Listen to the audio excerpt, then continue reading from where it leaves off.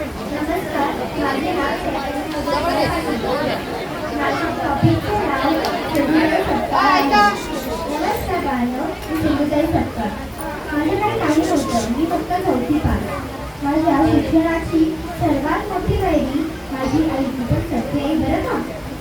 ती मला मी जेव्हा शाळेत जाऊ नये म्हणून ती मला म्हशी वाढायला पाठवायची आणि मी म्हशी पाण्यात बसल्या की मग मी शाळेत जायचे.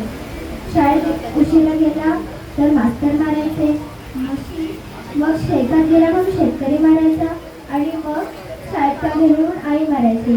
असा मार खात खात मी 4थी पास. सिंधुताई सपकाळ जिंदाबाद. माझं खूप लहानपणी लग्न झालं. मला हे माहिती पण नव्हतं की लग्न म्हणजे काय असतं. मग सासरी गेल्यावरती सासू मारायची, नवरा पण मारायचा. एकदा त्या नवऱ्याने मारून मारून घराबाहेर काढलं. एवढीचं लेकरून घेऊन वन फिरले. तिकडे स्मशान होतं. स्मशानात गेले तर मला माहिती होतं की स्मशानात कोणीच येणार नाही त्रास देण्यासारखं. मग स्मशानात गेले, भूक लागलेली, बाळ पण रडत होतं. तर तिकडे थोडंसं गव्हाचं पीठ होतं आणि 1 रुपया होता. तिकडे ते पीठ घेतलं आणि तिकडे पीठ घेताना मला माहीत नव्हतं की कसं घेऊ पीठ. माझ्याकडे काहीच नाही. मग ते पीठ घेतलं आणि पदरात बांधलं आणि मग तिकडे मला भाकरी थापायला तर काही नव्हतं. तर एका छोट्याशा मडक्याच्या तुकड्यात पाणी होतं आणि पाणी घेऊन ते पीठ मळलं.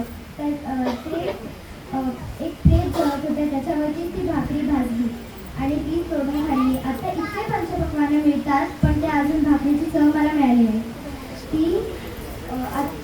तेव्हाच मला सुरेश भट यांच्या 4 ओळी आठवल्या.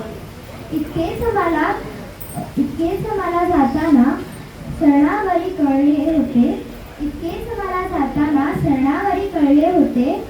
मरणाने केली सुटका, जगण्याने छळले